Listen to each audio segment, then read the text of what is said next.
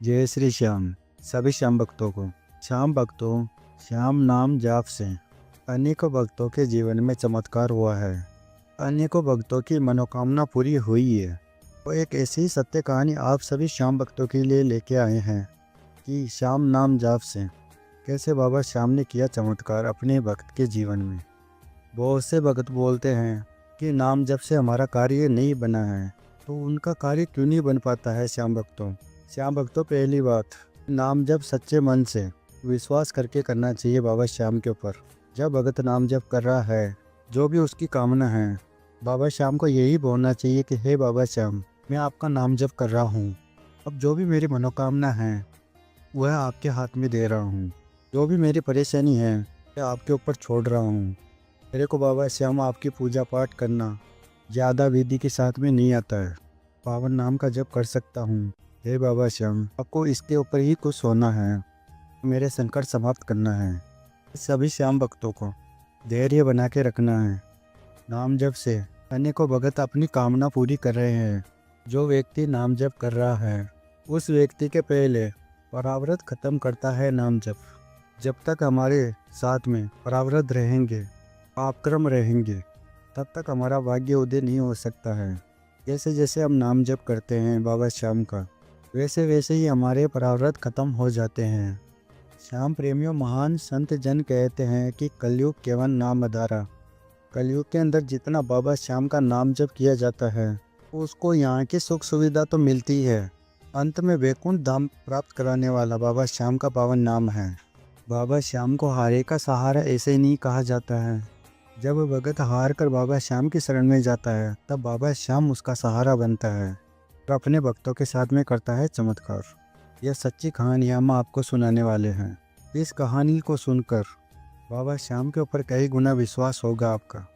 और श्याम प्रेमियों, चलते हैं बाबा श्याम की महिमा की तरफ। पर हाँ श्याम प्रेमियों, इस बाबा श्याम की महिमा को लाइक कर देना। और अगर आप नए आए हो इस चैनल पे तो इस चैनल को सब्सक्राइब कर देना। यह है सत्य कहानी है, वह परवीन जी की है जो हिमाचल में रहते हैं। परवीन जी बताते हैं कि मेरे जीवन में इतना ज़्यादा कष्ट था कि जिसके कारण मेरे को आत्महत्या करने का मन होता था। मैं इतना ज़्यादा परेशान हो चुका था, इतना ज़्यादा टूट चुका था, मेरे को कुछ भी रास्ता नहीं नज़र आ रहा था कि जिससे मेरी परेशानी समाप्त हो जाए। आगे परवीन जी बताते हैं कि मेरी पत्नी और मेरे में बहुत ज़्यादा झगड़ा होता था। हम दोनों की लड़ाई के कारण इतनी ज़्यादा बात आगे बढ़ गई थी, तलाक तक बात पहुंच गए थे। अब कोर्ट में केस भी चलता था और हर टाइम मैं पैसे पे जाता था, और ऊपर से मेरे घर में भी लड़ाई झगड़ा होता था, जिसके कारण मैं बहुत परेशान हो चुका था। आगे परवीन जी बताते हैं कि अब मेरा खाना पीना सब कुछ छूट गया था। अब मेरा घर पर भी आने का जी नहीं करता था। मैं ज़्यादा समय घर से बाहर ही रहता था। मैं घर पे आता था वही टेंशन, मेरे को समझ नहीं आ रहा था कि मैं करूँ क्या। लोग मेरे को इतना भी बोलते थे, यह बीवी को खुश नहीं रख सकता है, ऐसा है वैसा है, इतने ताने सुनाते थे सभी लोग। फिर एक दिन मेरे को मेरा दोस्त मिला, फिर मैं उसके सामने रोने लगा और उसको अपनी सारी बात बताई। उसको बोला कि मेरा कोई नहीं है, मैं हर तरफ से टूट चुका हूँ। अब मेरे को उम्मीद की किरण कहीं से भी नज़र नहीं आ रही है, मेरे जीवन में अंधेरा ही अंधेरा हो गया है। तब मेरे दोस्त ने कहा कि तुम टेंशन ना करो। उसने कहा कि इस कलयुग के अंदर जिसका कोई नहीं है उसका बाबा श्याम है। तुम एक बार सच्चे मन से उनकी शरण में चले जाओ। बाबा श्याम हैं, अपने भक्तों के जीवन में चमत्कार करते हैं और अपने भक्तों के दुख तकलीफ़ों को बाबा श्याम समाप्त करते हैं। तुम सच्चे मन से उनकी शरणागति ले लो। बाबा श्याम को हारे का सहारा ऐसे ही नहीं कहा जाता है। तुम उनका नाम जप करो और उनकी पूजा आराधना करो। और मेरे दोस्त के कहने पे मेरे मन में हुआ कि मैं भी बाबा श्याम की पूजा आराधना करूँगा।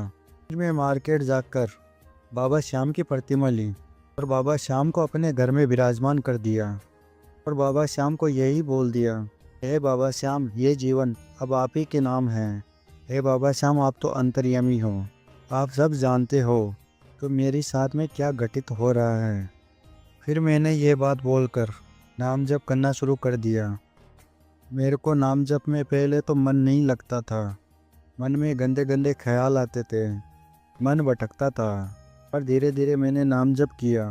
फिर नाम जप में मेरा मन लगने लग गया। मेरे को नाम जप से इतना प्रेम हो गया था कि मेरे मुख के ऊपर नाम जप ही चलता था हर समय। फिर नाम जप करते हुए मेरे को 1 महीना हुआ और बाबा श्याम की कृपा मेरे पे ऐसी हुई। धीरे धीरे जो घर में लड़ाई झगड़ा होता था वह शांत होने लग गया। मेरे घर का माहौल बदल गया था। अब मेरे को बाबा श्याम के ऊपर कई गुना विश्वास हो गया था कि जो कुछ संकट थोड़े बहुत बचे हैं वह भी बाबा श्याम की कृपा से दूर हो जाएंगे। और बाबा श्याम की कृपा से ऐसा ही हुआ। 2 महीने मेरे को नाम जप करते हुए हो रहे थे और एक दिन मेरी पत्नी का मेरे पास में कॉल आया और मेरी पत्नी ने मेरे से कहा कि मेरे से बहुत बड़ी गलती हो गई है। मेरे को अब एहसास हुआ है कि हमारा घर टूट रहा है। हम दोनों से कुछ भी गलती हुई है तो हमको उसको भुला देना चाहिए और हमको नई शुरुआत करना चाहिए। पर मेरी पत्नी ने कहा मेरे से कि आप कल आ जाओ मेरे को लेने के लिए, मैं आपके साथ में ही रहूँगी। आपको मैंने बहुत परेशान किया है। मैं अपने घर वालों की बातों में भटक चुकी थी। अब मेरे को मेरी गलती का एहसास हुआ है। अब मेरे को घर पे जाना है। आप मेरे को लेने के लिए आ जाइए।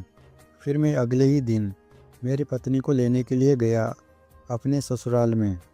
फिर मेरी पत्नी घर पे आ गई।